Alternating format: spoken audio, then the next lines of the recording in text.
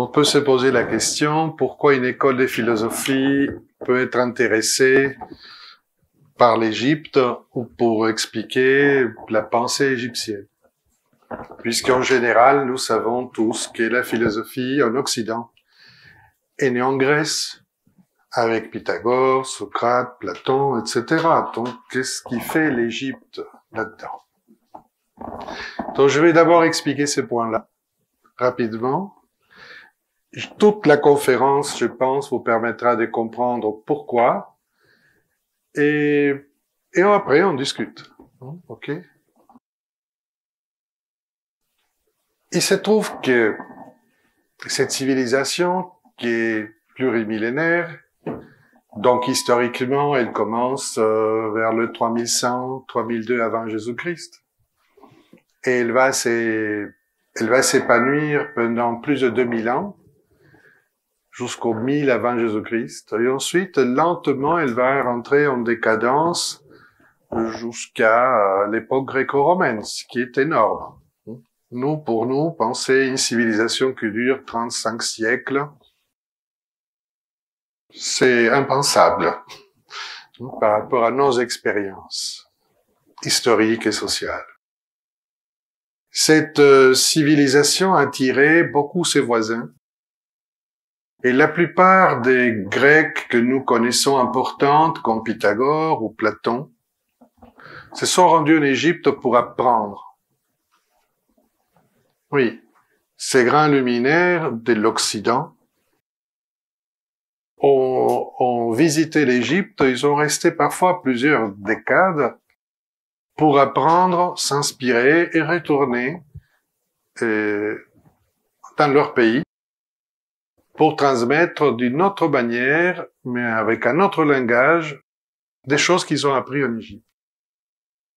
Un exemple beaucoup plus simple que vous connaissez, c'est le théorème de Pythagore, qui ne fut pas inventé par Pythagore, simplement retransmis par Pythagore suite à son séjour en Égypte.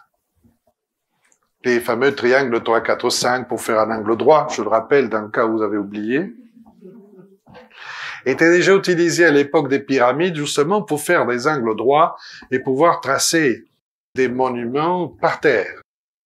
Mais je ne vais pas vous expliquer ça parce que c'est pas l'objectif d'aujourd'hui. Mais c'est simplement pour dire que ça va de la technique jusqu'à des hautes pensées qui ont filtré et passé, que ce soit par les Grecs, les Romains ou les chrétiens, etc. Mais ce qui est important, ce que je voulais vous raconter, c'était que peut-être vous le savez pas, c'est que les livres le plus anciens des sagesses, le plus ancien qu'on connaît, ne vient pas ni de l'Inde, ni de la Chine, ni de l'Amérique ancienne, mais de l'Égypte. C'est le livre le plus ancien du monde.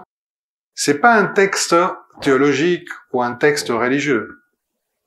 Il s'agit d'un texte qui est écrit par un vizir, une sorte de premier ministre de Pharaon, dans la 5e dynastie, et il demande à Pharaon la permission d'avoir une canne,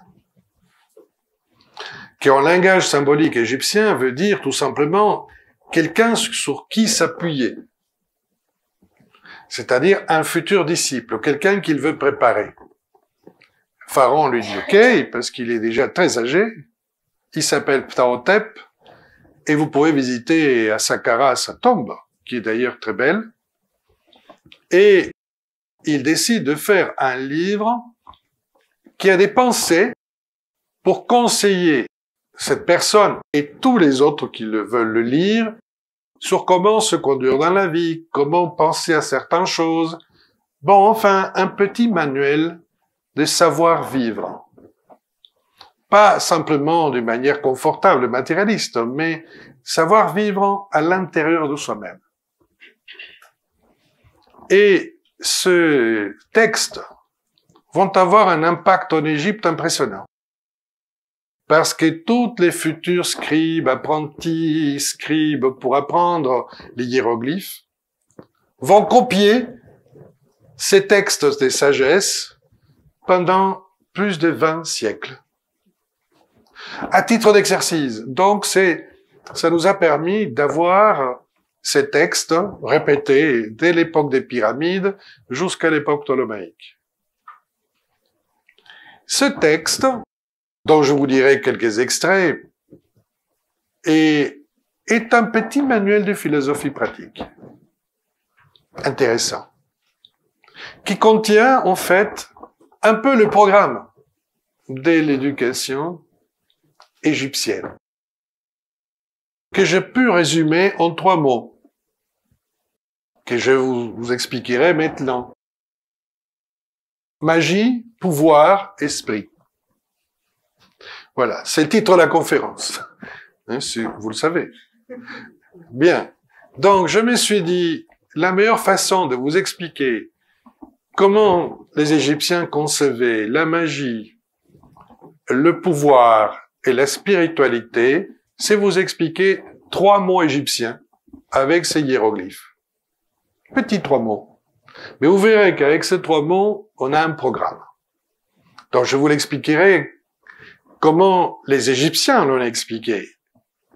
Le mot magie est pour nous du trucage ou de faire des gestes peut-être miraculeux et sortir le fameux lapin du chapeau, faire disparaître quelqu'un, faire apparaître quelqu'un d'autre, etc.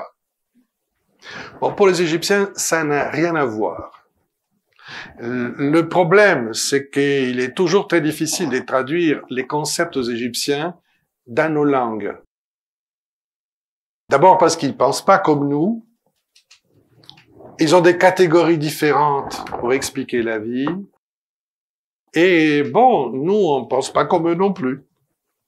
Donc, on va faire un petit effort, tout petit effort, de rentrer dans la peau de ces gens-là et de comprendre comme ils comprenaient. Après, vous aimez, vous n'aimez pas, c'est une autre histoire. Mais mettons-nous à leur place. Pour les Égyptiens, avant la naissance du monde, il y a un pouvoir qui se cache dans la lumière primordiale, qui, lorsque la création va apparaître, va pénétrer tout ce qui va exister. C'est comme un fil qui relie tout ce qui est vivant et qui rend tout ce qui est vivant, et pour eux, les pierres, les plantes, les animaux, nous, les dieux, etc., sont tous vivants. Tous ces éléments-là sont connectés par une puissance, une force, qui s'appelle Heka, qui est traduit par magie, mais vous verrez quel type de magie. D'accord? Il y a quelques mois, on a fait une publication très importante au niveau de l'astrophysique. Vous voyez, qu'est-ce que ça veut dire? Ils ont découvert que tout ce qui est dans l'univers est connecté par des filaments. Toutes les galaxies sont interconnectées avec des filaments tout petits d'hydrogène en forme de grumeaux tout petits. Cette découverte est énorme, puisqu'une des choses que les Égyptiens prétendaient était justement l'interconnexion de tout ce qui existe. Et que nous faisons partie d'un tout, dans lequel tout est interconnecté. C'est très intéressant de constater physiquement ces fils d'hydrogène, mais en même temps, cette intuition, connaissance, comme vous voulez, que les Égyptiens avaient donnée à la Heka, qui n'est pas simplement une force physique, mais une force invisible. Heka est composé de 2 mots. Heka. He veut dire nœud. Et vous avez un dessin avec un triple nœud. Vous le voyez à votre gauche. Ces nœuds, quand on dit on va faire de liens, on se lie, ou on dit on va renouer notre communication ou nos relations, la notion de nœud veut dire lien et connexion. D'accord? Et triple nœud parce que dans le ciel, dans la surface et dans le monde souterrain, donc dans les trois niveaux de l'existence, visible et invisible, bon, mais tout est relié, ce que je viens de vous expliquer. Le mot « Ka » fait partie des composantes de l'être humain, mais aussi des dieux et des choses. Le Ka est une force qui engendre, procrée l'existence. Et on le traduit vulgairement par le double, mais c'est pas un double. Le Ka est la matrice du corps et pas son double. Lorsque le dieu Khnum, qui est un bélier à corps d'homme, qui est un potier, va aider à créer un corps, on voit sur son tour de potier, on voit deux enfants. Le corps physique et son Ka. Et c'est le Ka qui est la matrice invisible, comme un champ magnétique, qu'on se comprenne mieux, j'essaie de vous l'expliquer autrement, qui va attirer la poussière de fer, qui va se matérialiser dans le champ, et donc rendre objectif la puissance magnétique d'éléments. D'accord? Donc, le Ka est cette puissance magnétique qui donne la cohésion, qui fait attraction et qui permet donc de rendre la poussière de matière intelligible, formelle, corporelle. C'est pour ça que quand ils disent quelqu'un meurt, il dit il a passé son Ka. Et est-ce qu'il l'est passé, mais ailleurs, dans l'au-delà, puisque le Ka est invisible. Donc mourir, c'est passer son Ka de l'autre côté. D'accord? Et c'est pour ça que vous allez trouver déjà dans l'Ancien Empire, dans les mastabas que vous visitez à Saqqara ou dans d'autres lieux, dans les lieux des offrandes pour le défunt, vous allez trouver ce qu'on appelle une fausse porte. C'est l'encadrement sur un mur à l'Occident. Et la porte, les lieux pour passer est vraiment étroit. Donc il faut passer à 90 degrés. C'est-à-dire c'est comme si une énergie à nous se retournait et passe. Le corps passe pas. C'est pour ça que les textes funéraires sont très clairs en disant le destin du corps est la terre, le destin de l'âme est le ciel. Bon, voilà pour le Ka. Donc, toute chose qui a un Ka a une puissance pas simplement vitale, mais magnétique, attractive et capable d'engendrer. Et c'est comme ça que le mot Heka est composé. L'affiche, il est... oui, il est tout petit, d'accord. Vous avez vu cette statue dans l'affiche? C'est un Ka. Avec K. C'est-à-dire, c'est une statue comme si c'était un être humain qui avance, mais au-dessus, elle a deux bras sur sa tête. Deux bras. Vous le verrez plus tard mieux. Et ces deux bras sont son hiéroglyphe. Donc, si on veut écrire Heka, ah oui.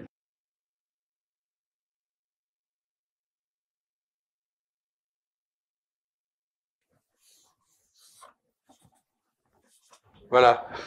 On a les deux bras qui embrassent le nœud, Heka. Je vous présente Heka.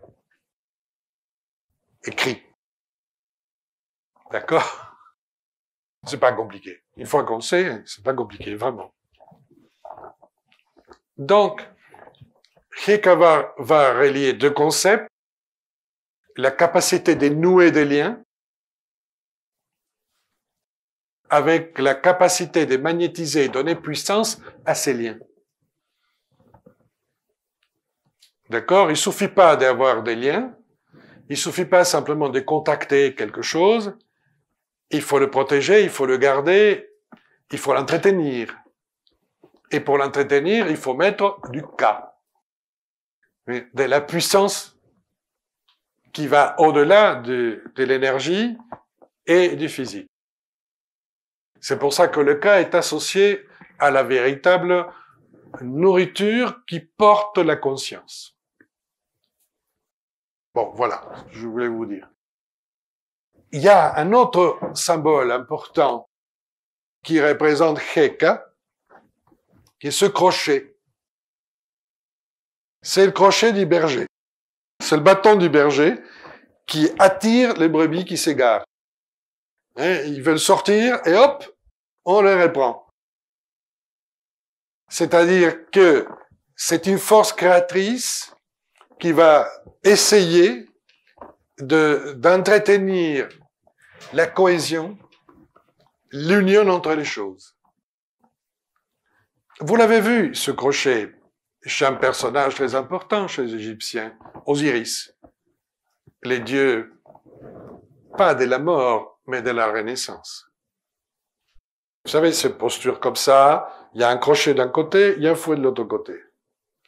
Le crochet représente Heka, la puissance d'attraction. Le fouet représente la puissance de répulsion. L'union de deux fait la vie. Ça s'appelle l'union des contraires. Ou l'union des polarités. D'accord? Vous voyez, finalement, c'est accessible. Donc, qu'est-ce qu'ils veulent dire avec ça? C'est que seulement quelqu'un qui est capable de relier les contraires, donc d'agir à partir de son cœur, centre, peut renaître dans l'invisible. Ou peut garder conscience dans l'invisible, qui est un des problèmes essentiels pour les Égyptiens, par rapport à leur notion de spiritualité. D'accord? Donc, Heka, cette fameuse magie, si on veut maintenant l'expliquer un peu mieux, c'est la capacité de connecter la partie au tout et que le tout se connecte à la partie. Donc si on reste connecté, nous, petit univers, au grand univers, la puissance qui relie tout nous rétroalimente et nous régénère. Si on se déconnecte, on commence à tirer trop sur nous. Et on se use. C'est pour ça que c'est replié sur soi, c'est calfeutré, c'est fermé à l'autre. Vous voyez ce que je veux dire, de trucs simples. Hein? Et rendre aigres les gens, enlève leur souris, ils flétrisent. Et c'est très important de comprendre ces messages des Égyptiens et aussi d'apprendre comment connecter. Pour connecter, il nous faut créer des correspondances, des relations. Et donc, on commence à comprendre comment on se relie, par quel point, par quelque chose qu'on peut partager, etc. Je ne vais pas être long, parce que sinon ça risque de durer vraiment très longtemps. Donc, connectique. Heka, c'est la connectique de l'univers. Et c'est lui qui va pouvoir développer cette connectique, va pouvoir agir en bien. C'est-à-dire, pour les Égyptiens, premier point, l'univers est en permanente évolution. Il n'est pas fini. Il s'est recréé, il est en mutation, Contrairement à la vision biblique, les Égyptiens ne pensaient pas que les choses sont créées à jamais. Et ils pensaient au contraire qu'ils se récréent, se régénèrent, et qu'il y a un potentiel, un réservoir, qui est dans le chaos, qu'ils appelaient Noun, et qui permettait aux choses d'évoluer et de se transformer. Et c'est pareil pour l'être humain. Donc, pour eux, il n'y a pas de fatalité définitive. Pour eux, il y a un potentiel que nous devons activer. Pour cela vient le deuxième mot que j'ai choisi, qui est le mot pouvoir. Sekhem ou Sechem. Il y a une déesse, il y a une faute dans le schéma, c'est avec H. Parce que c'est Sechem. Il y a une déesse que vous avez certainement vue en Égypte ou dans les livres égyptiens, parce que tout le monde est attiré, c'est une déesse lionne. Vous n'avez jamais vu, qui est toujours assise ou debout. Bon, c'est assez particulier. Elle s'appelle Sekhmet. Sekhmet, Sechem, Sekhmet, la puissante. La puissante. Et cette déesse qui canalise en elle la double puissance. Quelle est la double puissance? Guérir et tuer. Vie et mort. Oui, oui. Elle a le pouvoir de guérir si elle est entourée d'harmonie et de destruction si elle est entourée de chaos. Voilà. Qu'on se comprenne. Elle n'est ni bonne ni méchante. Et les prêtres égyptiens jouaient pour elle des concerts avec des papyrus.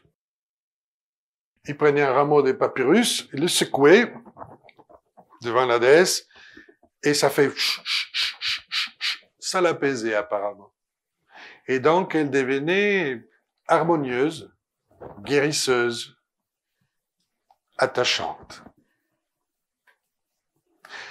Vous me direz, mais pourquoi le papyrus? Ça sert à quoi le papyrus? Mais parce que le delta du Nil, à l'époque, avait d'énormes marais avec des sortes de forêts ou des jardins des papyrus naturels. C'est l'emblème d'ailleurs de la Basse-Égypte. Mais c'est au cœur de ces marais des papyrus qu'est né Horus, l'enfant d'Osiris. La naissance de l'être humain par excellence et la forme première du monde naturel pour les Égyptiens était les marais des papyrus. Donc, jouer ce concert des papyrus, c'était revenir à l'origine des choses, au lieu de la naissance des choses. C'est parce qu'on arrive à l'origine des choses qu'on peut faire ce qu'on veut, quoi. Parce que si on est à l'origine, c'est le point zéro, donc on peut partir à zéro. Vous voyez ce que je veux dire? On peut tout recommencer. C'est un lieu hors du temps. Le temps ne fonctionne pas là. Donc on peut revenir à la source. Et quand on revient à la source, il y a une énorme puissance. Sechem. Et évidemment, s'il y a le chaos, s'il y a la fragmentation, ça marche pas.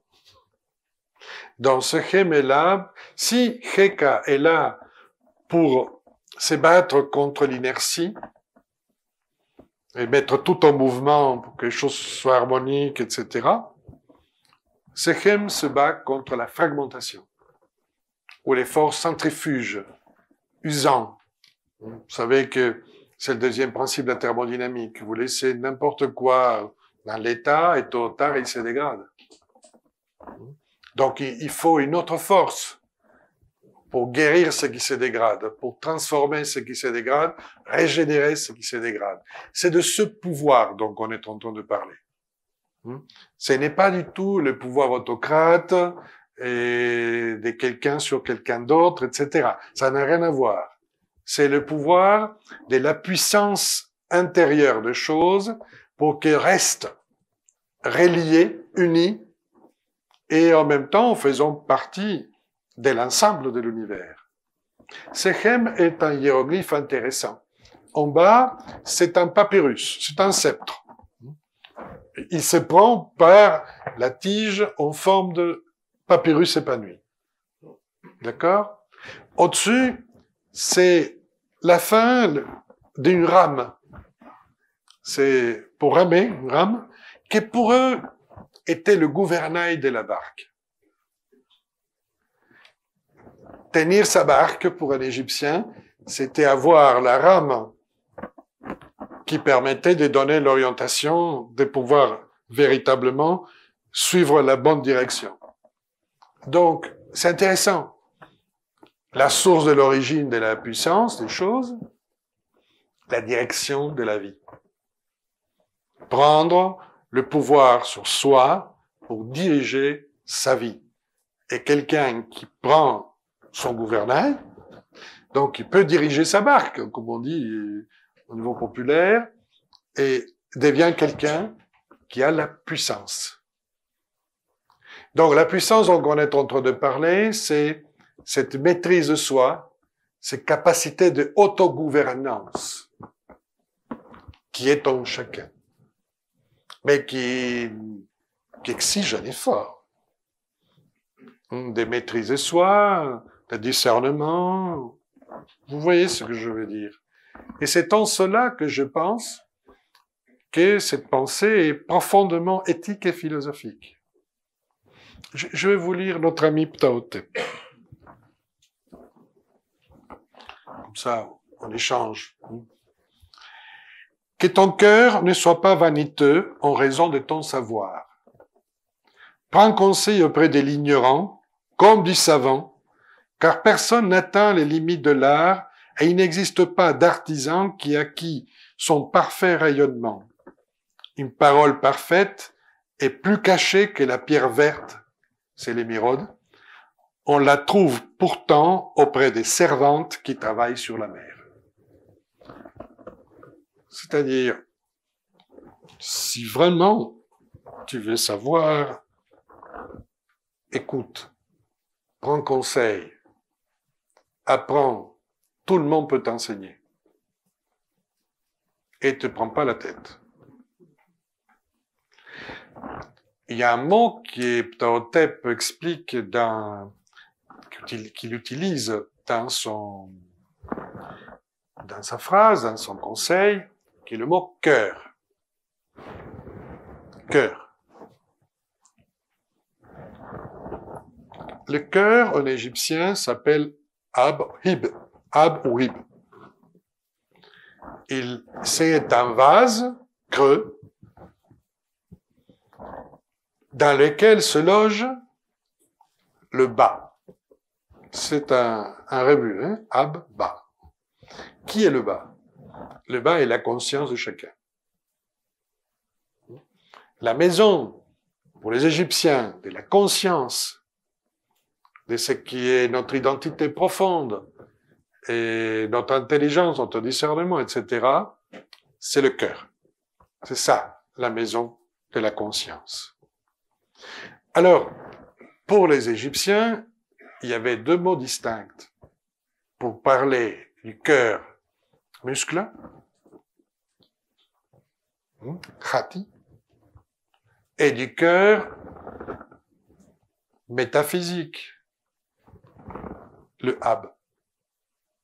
Donc, il distinguait très bien entre le cœur muscle et ce que, allégoriquement, on entend par cœur.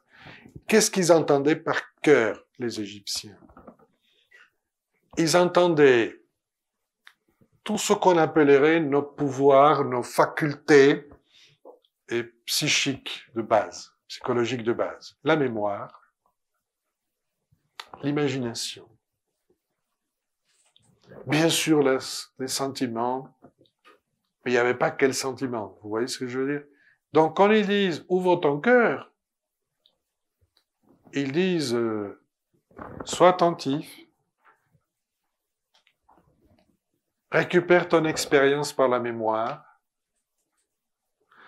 Développe ton imagination, c'est-à-dire essaye de voir au-delà de ce que tu penses, ce que tu vois immédiatement. Représente les choses autrement s'il le faut. Apprends à les convoquer. Et d'un coup, ils disent, ceci te permettra de penser avec le cœur. Et pas penser pour penser, en foi de calcul. Non, après, je pense que je suis clair. Si vous voulez bien, vous notez toutes vos questions, je vous répondrai à toutes. Merci. Donc, pour les Égyptiens, le cœur est capital. Et pas simplement donc pour être sensible, mais pour penser. Parce que penser avec sa sensibilité, c'est-à-dire avec cœur, comme on dirait usuellement, exige une alchimie très importante. Pas simple. Et c'est pour cela que c'est le cœur qui est jugé dans la balance qui va juger toutes les âmes dans l'au-delà. On ne juge pas justement l'identité conscience, on juge le cœur. Pourquoi? Parce que c'est avec le cœur qu'on agit, en bien ou en mal, selon les Égyptiens. C'est lui qui est le témoin, et pas les intentions, les pensées seulement, les actes, notre capacité d'action. Je reviendrai. Donc, pour obtenir le pouvoir dont on parle, il faut apprendre à travailler avec son cœur et penser avec son cœur. Voilà, si on veut résumer. Passons à une autre phrase de Ptahhotep. Si tu es puissant, agis par rapport au pouvoir, cette fois-ci. Si tu es puissant, agis en sorte qu'on te respecte grâce à ton savoir et au calme de ton langage. N'est donc d'ordre qu'élevé et non selon les circonstances, puisque ce n'est pas les circonstances qui décident de ce qu'il faut faire, on ne s'adapte pas à l'éphémère. Le provocateur agressif commet une mauvaise action. Ne te montre pas vaniteux et tu ne seras pas abaissé. Sans rester muet, ne piétine pas autrui. Ne réponds pas à une parole enflammée, détourne ton visage contre toi. L'exaltation du passionné le déprécie. En revanche, pour qui s'avance de manière amicale, le chemin sera dégagé pour le futile, impossible de vivre un moment de bonheur. Pour les frivoles, la journée durant, impossible de réussir à fonder une demeure. Celui qui atteint la plénitude ressemble à celui qui tient le gouvernail. C'est le sceptre dont on a parlé. Au moment de toucher terre, l'autre à l'opposé sera immobilisé, empêché. Celui qui a veillé à son cœur pourra formuler des souhaits réalisables.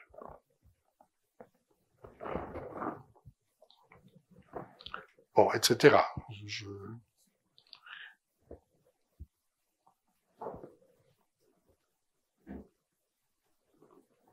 L'idée donc maintenant est posée.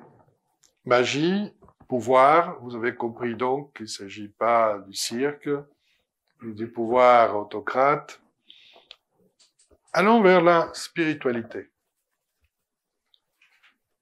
Je pense que ça prépare. L'esprit est, pour les Égyptiens, si on veut le résumer, s'appelle Ach. C'est comme l'inverse de Ka. Ok? On va l'appeler âme spirituelle. Ce n'est pas la conscience discernante qui habite le cœur. C'est une potentialité supérieure de l'être humain. que les Égyptiens expliquaient et que pour la plupart des gens, ils s'activaient pas de leur vivant, mais qu'il y avait une possibilité dans l'au-delà de l'activer s'il passait bien son jugement. Mais ils expliquaient aussi qu'il était possible d'arriver de son vivant à activer le Akh. Et c'est ce qui était la priorité pour former les grands prêtres égyptiens dans leur rite d'initiation. Pour avoir un Aku, ou Imaku, un juste de voix. Quelqu'un qui réussit à activer son potentiel pour activer, ils disent, c'est un très beau mot, ils disent, dans ton cœur réside une petite étincelle des lumières invisibles. Le germe de cette lumière est le Akh qui doit être activé par l'être humain. Voilà l'idée centrale. Et c'est par cette activation que quelqu'un pouvait faire Kheka. Seulement quelqu'un qui activait le Akh est capable de faire Kheka. Ils n'étaient pas dupes. Et ils expliquent très bien, les textes sont pas suffisants, les images sont pas suffisantes, et les paroles sont pas suffisantes. Il faut activer un lien vital des lumières invisibles primordiales pour pouvoir rendre vivant ce dont on a besoin. Et ceci ne peut être fait par quelqu'un qui est vivant parmi les vivants. Voilà comme il s'explique. C'est pour ça qu'on va l'appeler âme spirituelle, puissance lumineuse. Et il y a un autre mot qui est intéressant avec Akh, c'est efficacité. Selon eux, une action efficace, nous on parle d'efficacité matérielle, etc., mais il ne faut pas oublier que le mot efficace, excellence, c'est aussi vertu pour les Grecs. Et est efficace quelque chose qui est fait de l'intérieur vers l'extérieur. C'est-à-dire qui n'est pas né de la contrainte, ni des circonstances, ni des personnes, mais qui est né de l'intérieur de quelqu'un, à partir de sa propre étincelle de lumière. Et dit, ça, c'est une action efficace. Ça rend lumineux, ça rend efficace. Ce qui se fait, peu importe. Donc, en clair, le programme spirituel des Égyptiens, c'est être capable de produire de la lumière intérieure. Je vais le résumer. Avec toutes les difficultés que ceci implique. Bien sûr. Bien sûr. Donc, le Akh, ou l'Aku, la personne, l'individu qui met en marche le Akh, est un peu ce que les bouddhistes vont appeler un illuminé. C'est-à-dire quelqu'un qui dégage la lumière de l'intérieur. Être illuminé ne veut pas dire être éclairé comme moi. Là, je suis éclairé, pas illuminé. Enfin, on est d'accord. Hein? Et c'est ce que les chrétiens ont appelé le corps de gloire. C'est exactement le même concept. Un corps de lumière qui se dégage après d'innombrables transformations et transmutations. J'essaye de vous donner un exemple oriental, occidental pour qu'on se situe. Donc, disons, c'est pas un truc facile à obtenir, mais intéressant. Ils disent que le Akh transforme le potentiel en harmonie concrète. Et par conséquent, ces êtres vont davantage travailler dans l'harmonie des contraires et dans ce qu'on peut appeler, bon, l'équilibre des choses. OK? Il est représenté par un sort d'héron et très particulier qui symbolise les forces ascendantes de chaque individu. Le Ach est attiré par le ciel. Donc, à un moment donné, il s'envole. Il est capable de connecter la nature invisible céleste. Et c'est pour ça qu'on peut faire Heka. Sinon, c'est pas possible. Ach va donner un autre mot égyptien, Achet.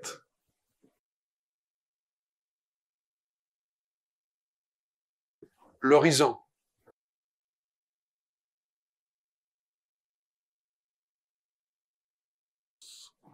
Il y a deux horizons.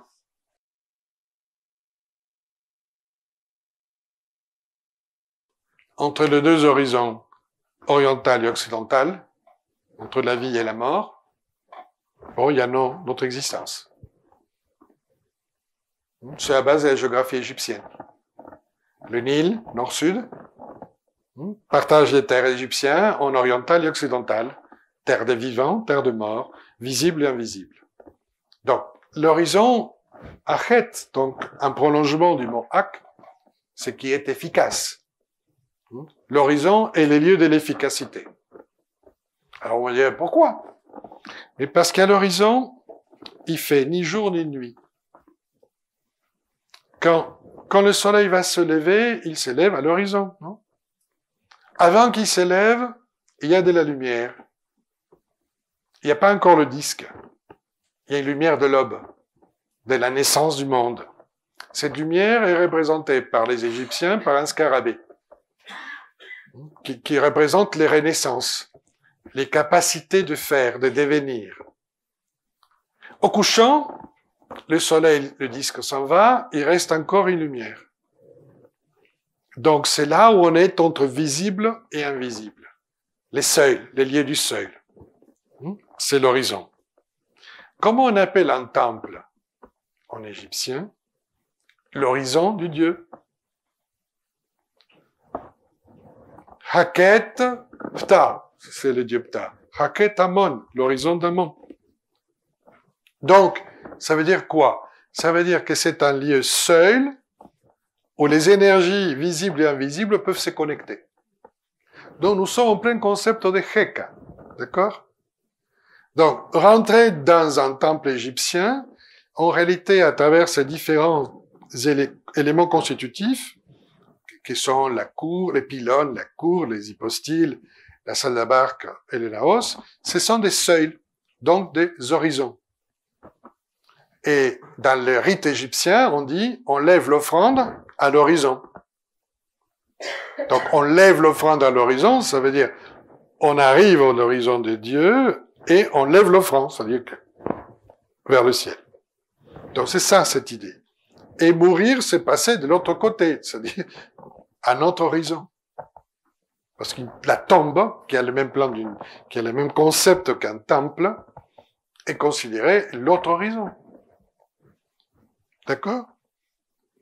Et la conscience doit apprendre à circuler entre ces deux horizons.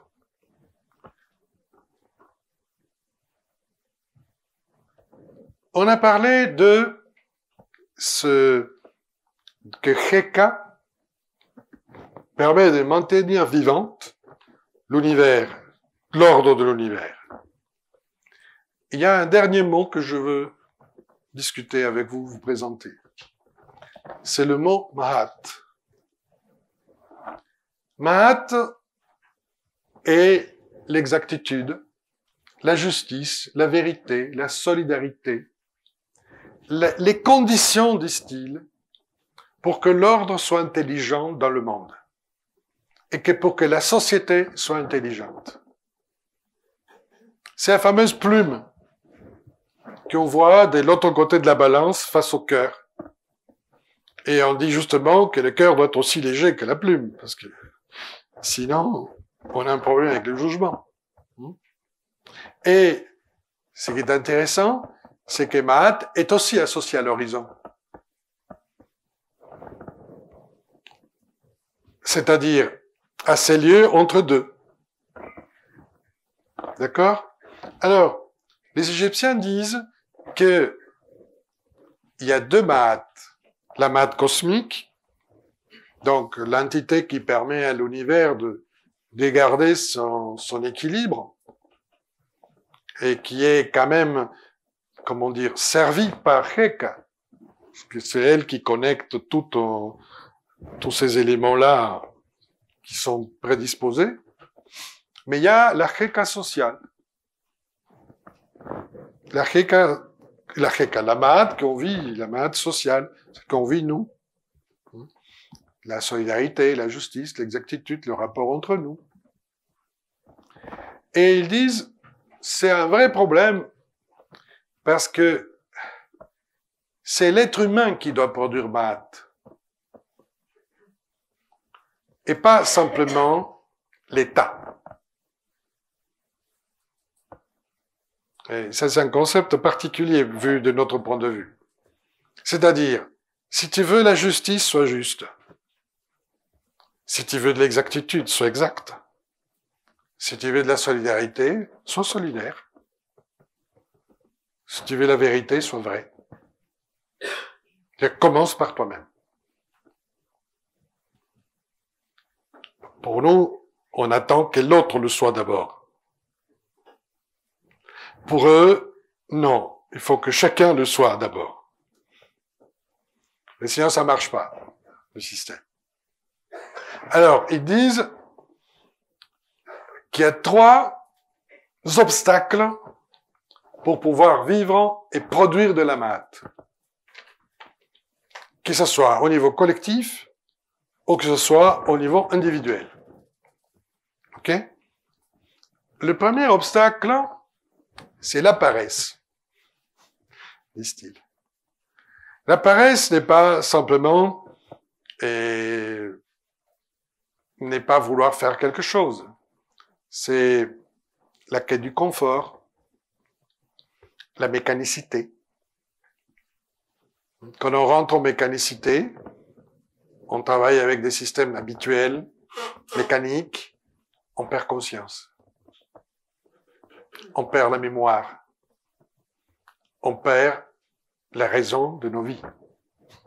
On ne sait plus pourquoi on existe, etc. Alors on se laisse traîner. Voilà ce qu'ils expliquent. Donc, ils disent, il ne faut pas tomber là.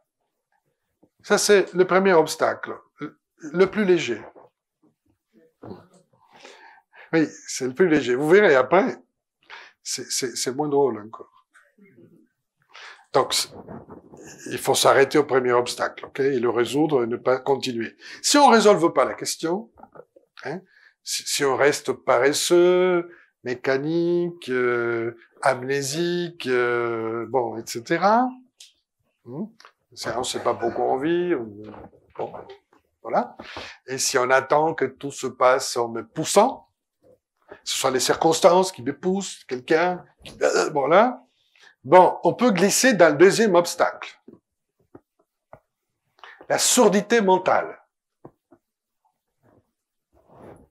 Mentale. C'est ce qui est intéressant. Moi, ce qui m'a frappé, quand je lis les textes, c'est qu'ils disent surdité mentale. C'est pas la surdité physique.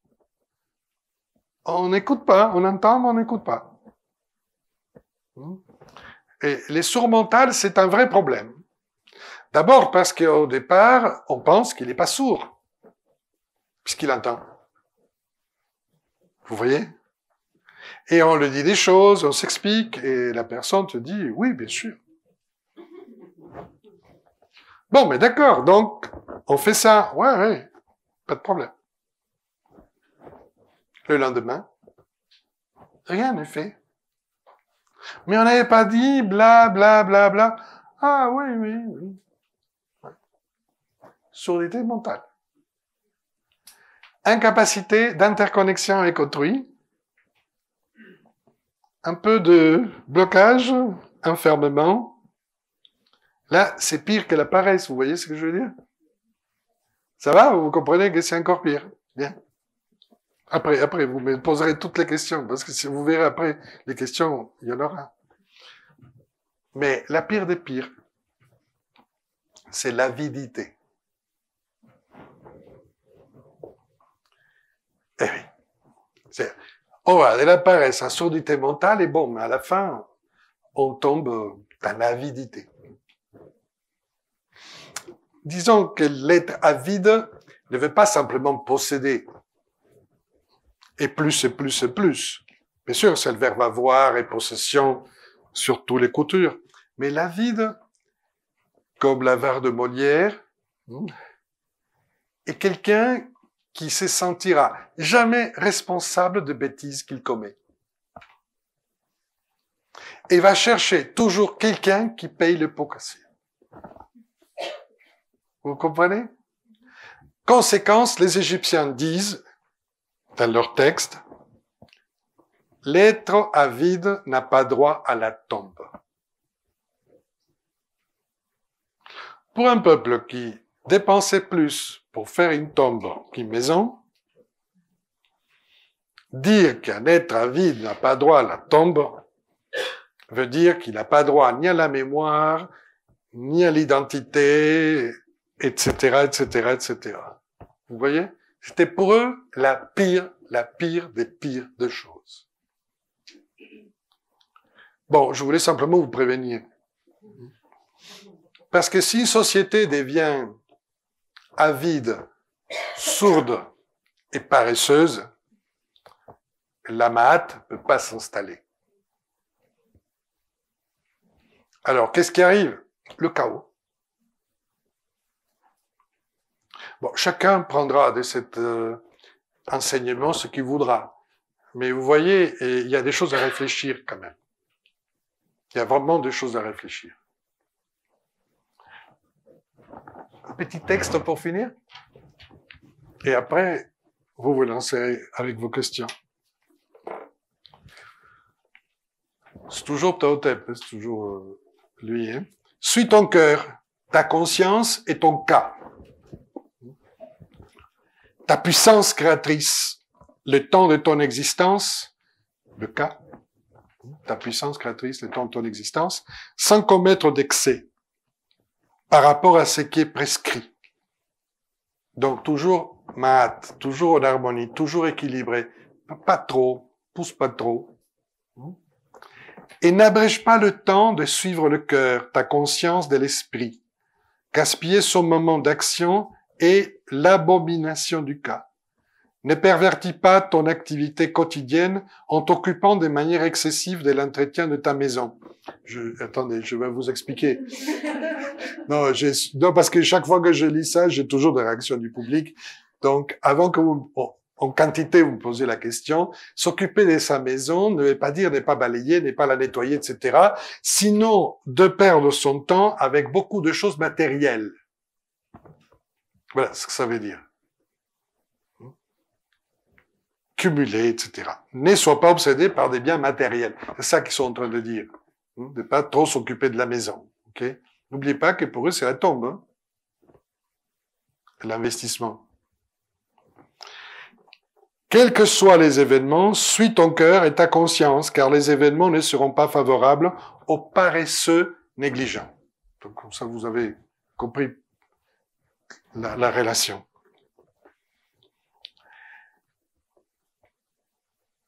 Quand il y a des témoignages intéressants par rapport à des initiations des êtres qui activent leur art. Ils disent, il n'y a plus d'oubli de ma part, plus de mal en moi. Je conquis le ciel et la terre, j'ai compris les lois du ciel et de la terre. La joie m'a été donnée, rien n'est ignoré pour les bienheureux. Et là, je voulais finir avec ça parce que l'histoire de l'oubli, je récupérais ma mémoire. Je suis en train de dire. Platon, c'est pas une histoire d'Alzheimer, je vous le dis tout de suite.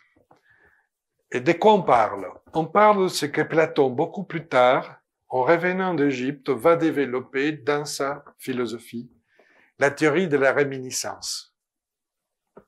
Qu'est-ce qu'il va dire, Platon, à partir des textes égyptiens? Il va dire, l'âme humaine, l'esprit humain, a déjà la mémoire et la sagesse qui cherchent. Il est en lui-même. Quand il récupère sa mémoire, c'est-à-dire son identité profonde, il se reconnecte au roi de l'univers, à la sagesse générale, et il partage avec. Nous sommes en pleine cheka, donc vous comprenez. Mais pour ça, il faut récupérer sa mémoire. Donc c'est dans ce sens-là, la mémoire de l'âme, pour qu'on se comprenne de quelle mémoire on parle. Et à partir de là, c'est vrai que la vie intérieure est possible, au-delà des difficultés matérielles extérieures que nous pouvons nous avoir, évidemment, tous. Donc, je vous souhaite une bonne récupération de la mémoire de l'âme. Je vous remercie.